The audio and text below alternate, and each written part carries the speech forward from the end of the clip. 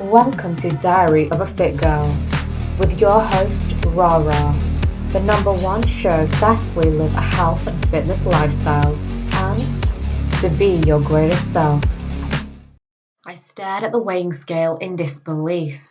I had gained weight. How could I have gained weight? How could this happen to me? I began crying, realizing that I no longer love myself and it was entirely my fault. What's up? I am your host, Radha, aka Rara. I am proud to announce and launch my brand new podcast, Diary of a Fit Girl, on my 10-year anniversary of when I first began my fitness journey. Yes, that's right. I have been a fit girl for 10 years and counting. So, welcome to the first podcast episode of Diary of a Fit Girl, where we discuss successful fitness journeys, the struggles that we have faced, and how we have overcome them, as well as how to advance to the next level. We hope that our stories can give you a solution to the current struggles in life. So, I wanted to create a beginner series. So, the first 10 episodes are designed to help you, a complete beginner, to start and succeed in living a healthy and fitness lifestyle. I'm sure you've seen TV shows like Doctor Who, Rick and Morty, and one of my all time favorite films, Back to the Future. What do all of these three shows have in common?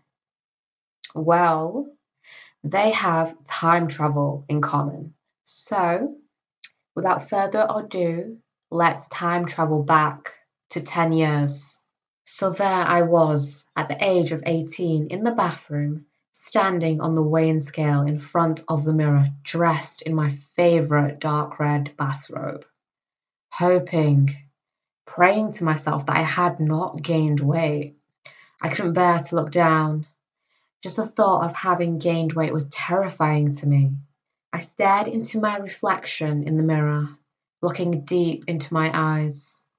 All I saw was dark brown eyes, full of sadness, as I knew what was coming next.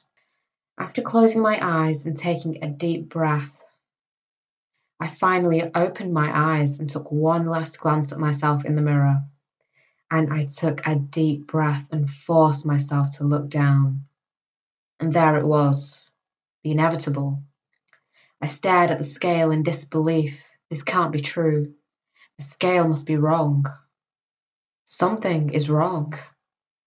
But truly, in my heart, I knew I had gained weight.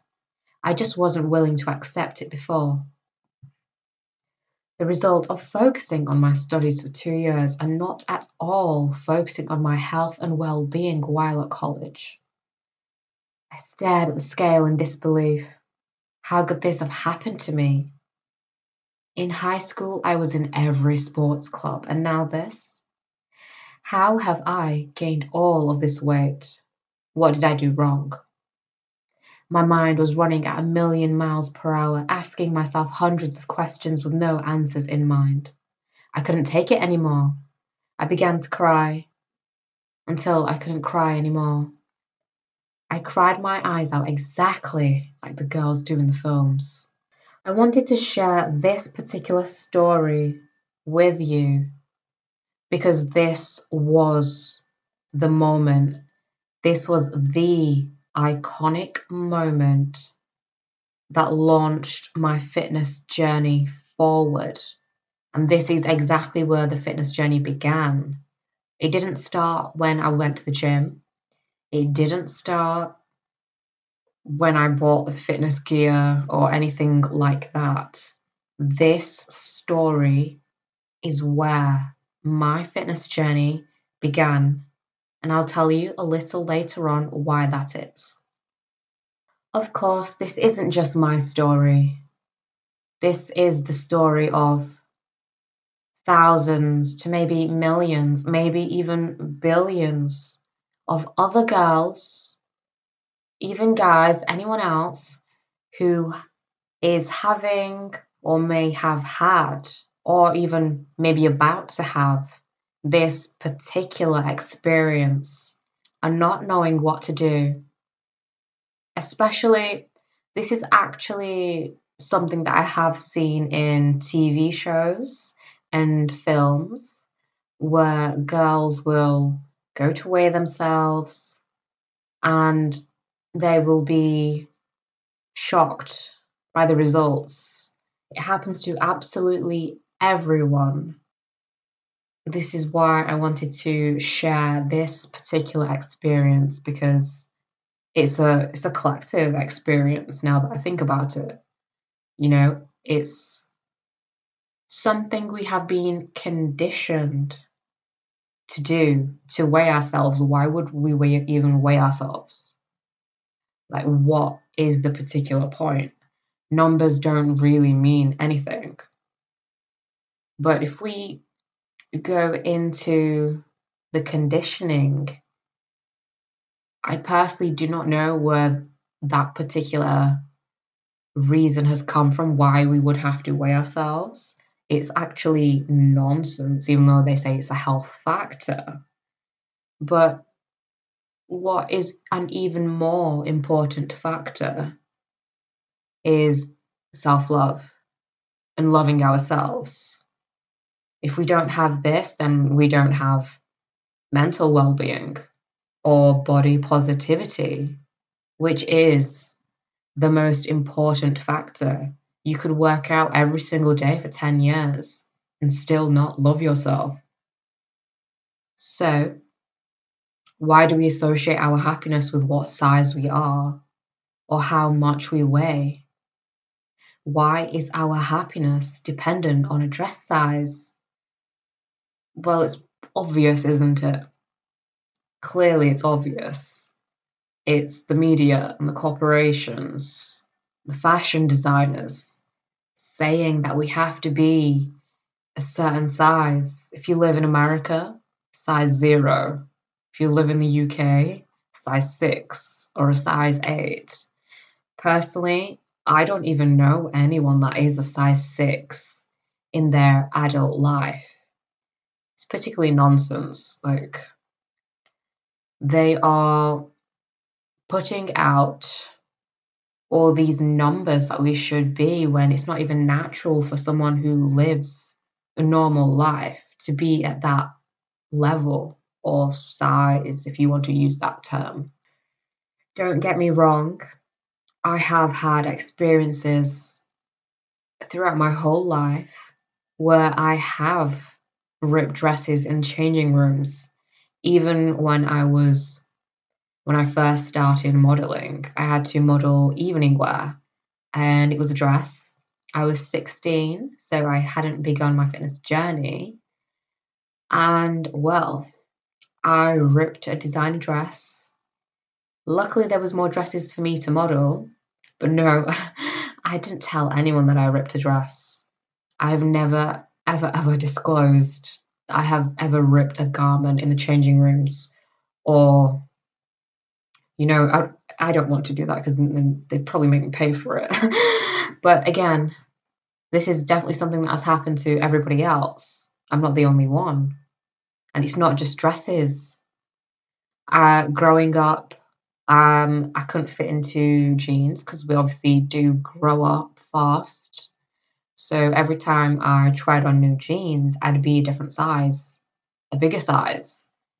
And you may begin to think, oh, you go from a size 8 to a size 10. And most people would think that's not really a big deal. But when it's you, when you're trying on that dress and you've gone up that dress size, it just feels massive. Like, it's crazy because it's not a lot. Maybe it's like an inch or something. I don't really know the measurements or the actual size gain. I'll have to check that. But yeah, it's a big thing mentally. Again, your body's going to change whether you're bloated or you've just eaten food. But that's life. You're not going to stay at one size throughout your whole life. Your body fluctuates. In the winter, you tend to eat more because you need to keep your body warm if you live in a cold country. And then in summer, you probably end up eating less. So, end of the day, your body's going to change. And you really need to have self love and body positivity to control yourself and not follow these trends and influencers or even celebrities that are not really living a normal life or not even eating. So, in a world full of pressure to look a certain way and act a certain way, we have been programmed by magazines, TV, film, and corporations that there is only one way to look. Since when is there only one way to look? I have seen and met so many women in my life. Like, actually, this is actually a personal experience that I went through in 2019. I was participating in the Miss England competition, and this was the semi-finals, and all the girls were super lovely. And one thing I can tell you is that every single Miss England contestant was amazing because everyone was different and unique, especially our heights and body sizes. So for me, I had a fitness body slash kind of curvy, so I'm kind of like medium. There was another girl, I think she was a kickboxer, so she also had a fitness body, but was a bit more bigger. And then there were other girls that didn't work out, but they were slim. And there was this other girl. She was actually one of my favorite girls. I thought she was so, so beautiful. She was very tall and very, very slender. And obviously, if you think about that in this day and age, in 2019, there was still like a huge rage and a trend on being curvy, having that Kim Kardashian body, blah, blah, blah.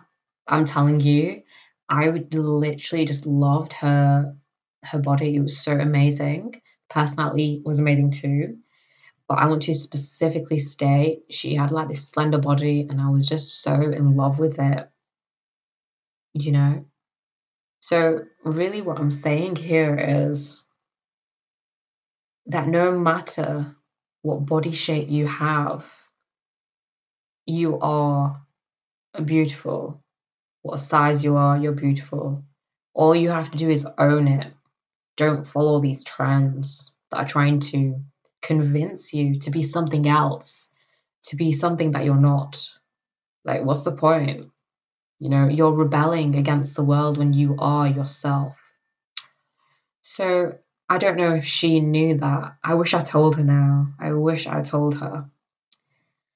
So I personally believe that we have all been conditioned through our younger stages growing up watching TV and films where we were presented with very slim actresses and even slimmer Victoria's Secret models. Like, for example, if I'm randomly trying to think about a TV show, we have Friends, right? How many characters? I think there was 6 characters, and everyone was slim. Everyone was like average, which is obviously good. It is good to have healthy, healthy examples. However, the TV and films they only show one particular style and size and look, which makes everyone believe that they need to look a certain way. So even for example, models and mannequins actually, like obviously now there is some little change into mannequins being different sizes instead of that particular size 6 or size 0. God knows whose idea it was to have all of those mannequins the same size when they don't even reflect a true body shape of society. Because we all know that everyone has a different body shape and size. In the real world, some of us are tall, some are small, some of us have slender bodies, hourglass shaped bodies, and others have rounder bodies. None of this matters as long as you love yourself and that you're happy with yourself. No matter what stage you are at in your fitness journey, you must learn to love yourself at all stages. As working out every day and not loving yourself, there's clearly something wrong with your mindset, and that obviously needs to be sorted out. As at the end of the day, it is a process that you have to enjoy in order to live a successful, healthy lifestyle. My point is that for so long we have been fooled to believe that a woman should only be one shape and size. This is what happens when we allow the media, corporations, and others to dictate how we should look and act. It's not even the fact that we allow them. We want to believe what we are told, even though we know it's not true and it's not real. We have been brainwashed and programmed to only see women of a certain size on social media, on TV, films, commercials, the list goes on and on. When we see someone not of that size, then there are so many criticisms saying, why aren't you slimmer? Or you are not attractive because you're not my ideal size. When did this begin? When did we begin to live to please others? One of the worst things that we're currently experiencing in this day and age is cyberbullying and hateful comments on social media. Even I have had such a negative response when it comes to randomly, going to a spa, taking a quick selfie and posting it, or even just creating a random video. And I'd receive comments saying you're too fat. And let's keep in mind, I'm like a size 8 to size 10. So, and I've been working out for 10 years. So when people say that to me, it it hurts a little, but I know that I'm not. So I don't really believe what they're saying, but again, it still hurts. I wouldn't even know how to counteract that because it doesn't happen a lot to me. It's incredibly rare, but I know it happens so much to people in the public eye. For example, I saw a picture of Billie Eilish. I hope I'm saying that right. And usually she's obviously known for wearing baggy clothes. I absolutely love her style, it's incredibly unique. And I think it was summertime in America where she was wearing like a tank top and like some shorts or something like that. And oh my lord, everyone was, I think it was the media. Yeah, sorry, it was the media. And they commented, or I think they wrote an article saying that she was brave for going out like that, for being herself. Like, this is what happens when we have writers that are male and they want to capture the attention of their readers so they click on the post. Like, when we have people that write like that, no matter what gender they are, it will affect that person. It will affect Billie Eilish herself as well as the readers. The readers either will go with the narrative that has been written by the writer, or the writer will receive hate because obviously he's hating on a woman who is absolutely confident about her body to show it however she feels. And yeah, it's not a great thing if people keep on spinning things in such a manner. So yeah, comments like this are really severely going to impact someone's mindset. So I implore you to ignore the noise and the chatter of the world, trying to brainwash you to be something that you are not. Don't be fooled. Most of the Victoria's Secret models before the rebrand did not feel powerful or beautiful strutting down the catwalk in lingerie. While guys were enjoying the upbeat, popular Victoria's Secret show, the models were secretly hiding their feelings deep inside while putting on a great show to deceive the world that they are happy and that they love themselves. So let's forget about toxic body positivity and living to please others because that era is dead. It no longer exists. The world is developing into a woman first ideal world by portraying real bodies instead of starved, edited, and unrealistic bodies that don't even exist in real life. Perhaps there is hope for TV and film, as over the past few years we have seen more natural and real bodies being shown, especially on social media, that we that will have an impact on people's lives. As women no longer want to cover people's eyes with sugar and instead want to reveal what a real body looks like by sharing images of before and after on Instagram. I've seen this many times now, I'm sure you have too, where the creator will in fact have a post split into two images. On the left side, it would be Instagram, where something looks completely perfect. And then on the other image, it shows reality. And reality is not perfect. Reality is full of imperfections. This is a huge change and will impact future generations to truly see what real women look like. No matter what image is thrown in your screens or your face, ignore it and stay true to who you are. Only then will you be truly happy, and then you'll love yourself. Being yourself is truly rebelling against the world. One of the most important aspects of succeeding in a fitness lifestyle is by doing it for yourself.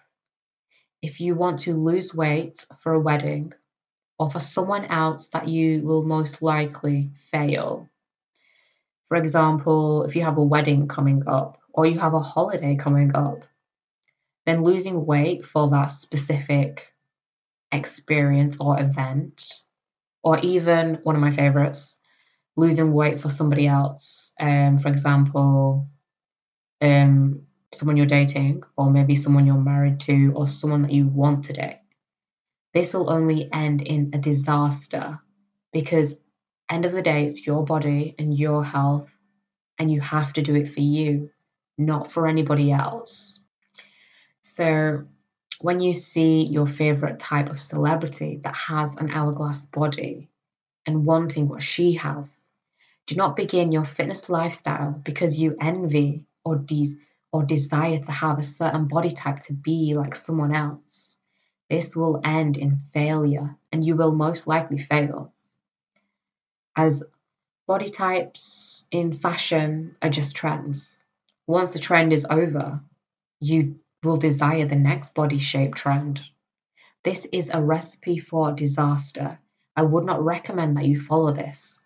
It will only end with you not loving yourself more and not achieving that fitness and health goal. So you must remember that to successfully live a healthy and fit lifestyle and to love yourself, you must do it for yourself and not others. Ever. Make sure you burn that into your brain because that is an iconic and the most important part of living a healthy lifestyle. The only way you will truly fall in love with yourself is by first being yourself. Copying and imitating the world will diminish your happiness.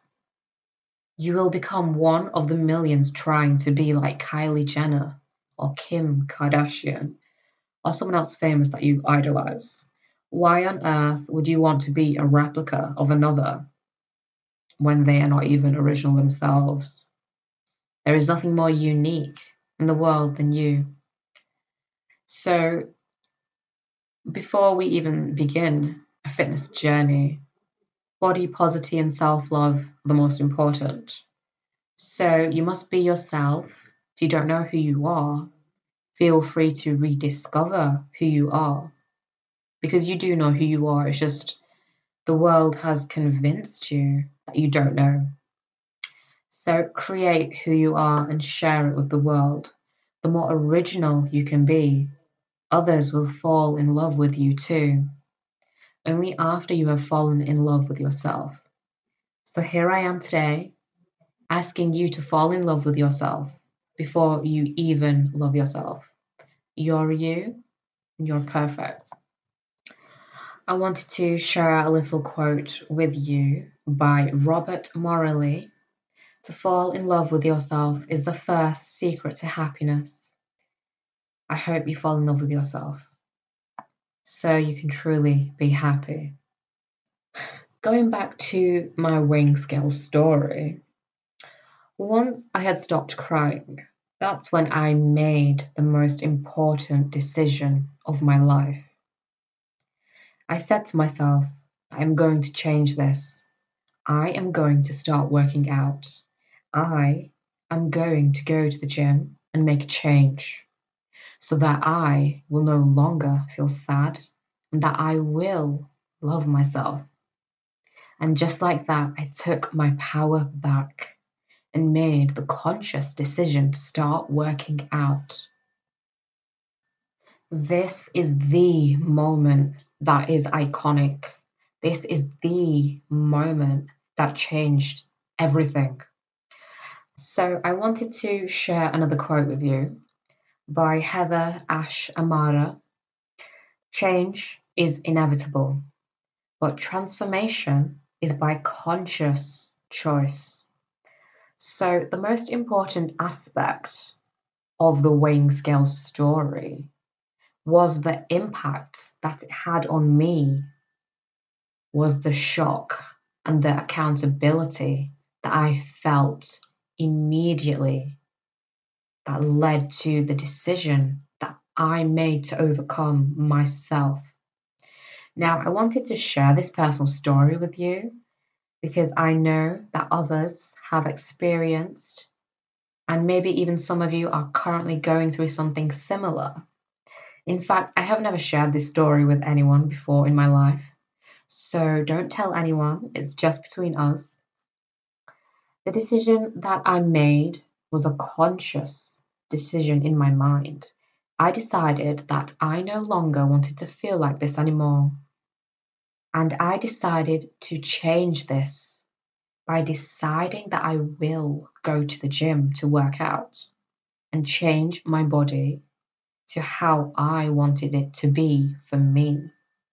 Because at the end of the day, you are in complete control of your body and your mind.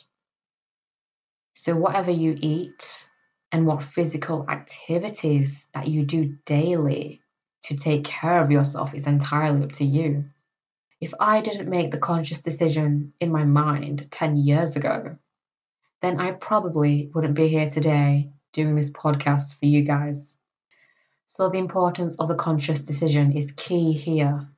When we are self aware, that's when you can make a conscious choice, a conscious decision.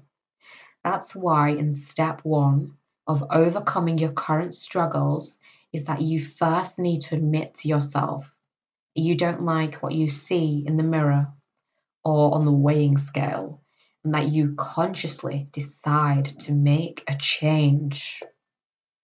Without this conscious decision, there will be no fitness journey. There will be no actual journey to get better. Everything starts in the mind first. This is the iconic moment that you need to go through before starting your fitness journey. You need to fully believe that you want to do the fitness journey. If you make a decision in a way that is quite, I want to say floozy, I can't really think of the term. If you just decide on, oh, I'm going to go to the gym, and there's no specific purpose or reason or goal for you to go to the gym, then you probably only go to the gym for a day or two and that's it. What we want here is for you to live a successful and healthy lifestyle for the rest of your life. It's not just, I'll go to the gym for 2 months or 3 months or, a year. It's for the rest of your life. Because if you take care of yourself now, if you take care of your body now, then your body will take care of you later on when it really needs you. For example, if you don't do any form of exercise in your early years, so throughout your high school years, your 20s, 30s, then in your 40s, 50s, 60s, and 70s, you will have very rigid and stiff body. Your knees will be in pain, your hips will be in the pain, you might even break a hip or something like that. It's best to start now and stay healthy for the rest of your life. And I wanted to share a few points with you that I want you guys to take away from today. These are points that I learned and that I live by. Number one, weighing and measuring yourself does not determine your health or beauty. Rule number one, don't do it. There's no point. Number two, no matter if you're a student or if you work full time, always put your health and well-being first. No one else is going to take care of your health apart from you. You are entirely responsible for your life. Number three, do not succumb to the toxic ideals and trends of the world, and instead be your truest self. I hope that this podcast episode has helped you in your fitness journey, no matter what stage you are at. Remember, step one is accountability, admitting to yourself that you are not happy and you choose to make the conscious decision to make a change, whether it is going to the gym or working out at home. With that, I close out my diary and I will see you in the next diary entry. Thank you for listening. I'll see you in the next episode.